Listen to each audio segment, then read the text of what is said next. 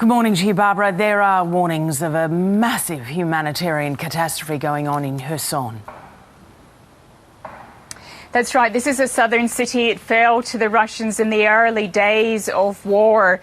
And what the Ukrainian government is now saying is that 300,000 people there are running short on food and medical supplies. They say it will be a humanitarian catastrophe, and they're saying that the Russians will not allow residents to evacuate safely, will not oversee the establishment of safe corridors for them to get out. Kherson has been the city where we've seen almost daily protests against the Russian occupation. Earlier in the week, those ended violently. Now, of course, it's not only Kherson where the issue of trying to get residents trapped by the conflict is an issue. We've been talking a lot in recent days about Mariupol and trying to get corridors out of there.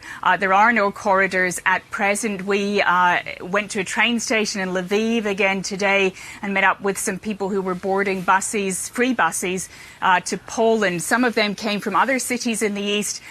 Some of them came from Mariupol. We spoke to one woman, Oksana.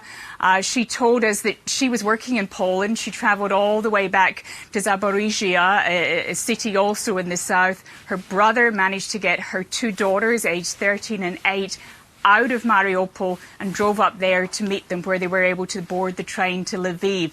So they're safe, but her brother has gone back in, or wants to go back in shortly, to Mariupol to try and find Oksana's mother. She's in a part of the city where she says she just can't reach her. There is no communication, there is no information. So some people managing to get out after witnessing some pretty harrowing scenes in that city, but they're leaving family behind to an uncertain fate, Lisa. And Barbara, while this is going on, we're seeing the Ukrainian president continue ramping up this effort to get global support. Another address to another national parliament.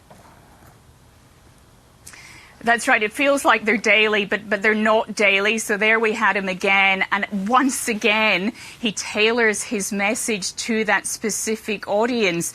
And let's just have a little listen to what exactly he had to say to the Italians. You know very well who brought the war to Ukraine, who gives orders to fight and who promotes it. Almost all of them go to Italy for vacations, but you shouldn't be a resort for killers. And Lisa, he's still coming with the same message to these national parliaments. It's almost a month since war began.